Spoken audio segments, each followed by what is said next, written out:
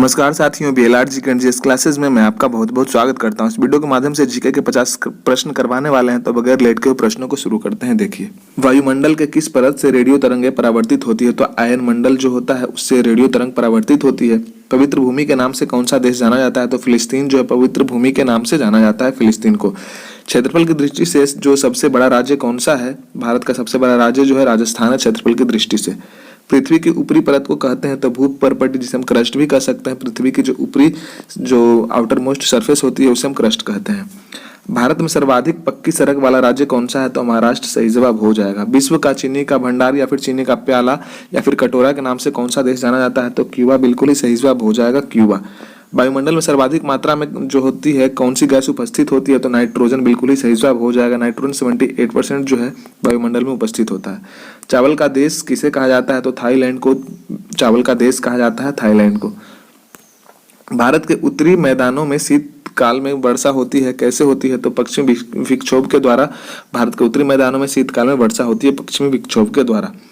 Richter scale क्या मापता है? तो भूकंप की तीव्रता को मापता है रिक्टर स्केल। भारत का राष्ट्रीय आदर्श वाक्य सत्यमेव जयते कहाँ से लिया गया है? तो मुंडकोपनिषद से जो है भारत का आदर्श वाक्य सत्यमेव जयते मुंडकोपनिषद से लिया गया है। विश्व का पहला गणतंत्र वैशाखी में किसके द्वारा स्थापित किया गया था? तो लिच्छवी के द्वारा किया गया था पहला गणतंत्र जो था।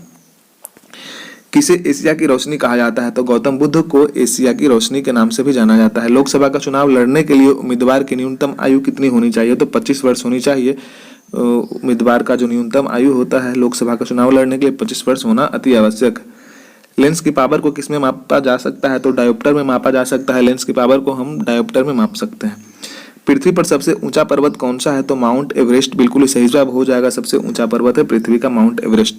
भारत के किस राज्य में पोलो खेल का प्रारंभ हुआ था? तो मणिपुर में प्रारंभ हुआ था, बिल्कुल सही जवाब हो जाएगा। हड़प्पा सभ्यता का सर्वाधिक मान्यता प्राप्त काल कौन सा है? तो 2500 ईस्वी पूर्व से लेकर 1750 ईस्वी पूर्व तक। मूल कर्तव्यों का वर्णन संविधान के किस अनुच्छेद में किया गया है? तो अनुच्छेद 51 के क में किया गया है मूल कर्तव्यों का वर्णन। भारतीय संविधान में मूल कर्तव्यों को शामिल करने का विचार किस देश के संविधान से लिया गया था? तो ऐसा करने का जो विचार आया था जो सर्वप्रथम रूस के संविधान से लिया गया था। पदार्थ की चतुर्थ अवस्था क्या होती है? तो प्लाज्मा होती है पदार्थ की चतुर्थ अवस्था। लिक्विड, सॉलिड और गैस जो होता है ये तीनों अवस्था है, और चौथा जो अवस्था है प्लाज्मा कहलाता है। किस गति के कारण सी-सॉ पर बच्चा ऊपर और नीचे होता है? तो दोलनी गति के कारण होता है ऊपर और नीचे बच्चा। कर्नाटक स्थित जोग जलप्रपात जो है किस नदी पर स्थित है? तो शरावती नदी बिल्कुल ही सही जवाब हो जाएगा। किस ग्रह को सुबह का तारा या फिर शाम के तारे के रूप में भी जाना जाता है? तो शुक्र ग्रह को हम सुबह का तारा या फिर शाम के तारा के रूप में हम जानते हैं। पदार्थ का परमाणविक सिद्धांत सर्वप्रथम किसने प्रतिपादित किया था? तो जॉन डाल्टन सही जवाब हो जाएगा। हर्मिट ऑफ शिमला किसे कहा जाता है? तो एओ ह्यूम को हर्मिट ऑफ शिमला भी कहा जाता है। दोस्त, प्रश्न अच्छे लग रहे हो तो लाइक और सब्सक्राइब भी अवश्य ही करें। दिन रात आपके लिए मेहनत किया जा रहा है दोस्त। किस देश के साथ भारत की सबसे लंबी अंतर्राष्ट्रीय सीमा लगी हुई है? तो बांग्लादेश बिल्कुल ही सही जवाब हो जाएगा। पिट्रा ड्यूरा का आरंभ किसने किया था? तो जहांगीर ने पिट्रा ड्यूरा का प्रारंभ किया था। किस क्षेत्र में असाधारण योगदान के लिए शांति स्वरूप भटनागर पुरस्कार दिया जाता है? तो विज्ञान एवं प्रौद्योगिकी के क्षेत्र में दिया जाता है। वह कौन सा मूल तत्व है जो सभी जैविक यौगिकों में उपस्थित होता है? तो कार्बन बिल्कुल ही सही जवाब हो जाएगा, कार्बन। मेढक के हृदय में कितने कक्ष होते हैं? मतलब चैम्बरों की संख्या कितनी होती है मेढक के हृदय में? तो 3 बिल्कुल ही सही जवाब हो जाएगा। भारतीय संविधान में राज्य के नीति निर्देशक तत्वों की संकल्पना किस देश के संविधान पर आधारित है? तो आयरलैंड के संविधान पर आधारित है नीति निर्देशक तत्वों की संकल्पना। फाइलेरिया नामक रोग किस जीव के कारण हो जाता है? तो बुचेरेरिया बैंक्रोफ्टाई जो है बिल्कुल ही सही जवाब हो जाएगा। ऐसे पौधे जिनके बीज के चारों ओर आवरण नहीं पाया जाता है क्या कहलाते हैं? तो अनावृत बीजी कहलाते हैं, अनावृत बीजी। निफ्टी किससे संबंधित है? तो नेशनल स्टॉक एक्सचेंज सूचकांक से निफ्टी संबंधित है, और सेंसेक्स जो है बॉम्बे स्टॉक एक्सचेंज से संबंधित है।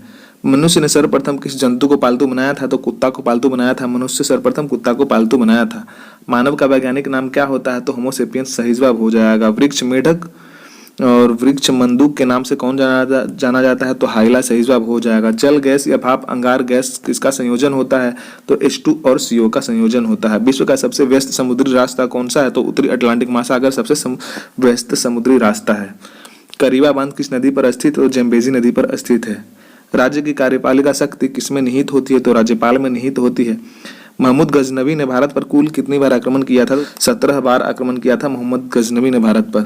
किस तिथि को उत्तरी गोलार्ध में सबसे लंबा दिन होता है? तो 21 जून को सबसे लंबा दिन होता है उत्तरी गोलार्ध में। किस तिथि को उत्तरी गोलार्ध में सबसे छोटा दिन होता है? तो 22 दिसंबर को सबसे छोटा दिन होता है उत्तरी गोलार्ध में। 1857 विद्रोह कहाँ से प्रारंभ हुआ था? तो मेरठ से प्रारंभ हुआ था। बारदोली सत्याग्रह जो कि 1928 में हुआ था, उसका नेतृत्व किसने किया था? तो सरदार वल्लभ भाई पटेल जी ने किया था बारदोली सत्याग्रह का नेतृत्व।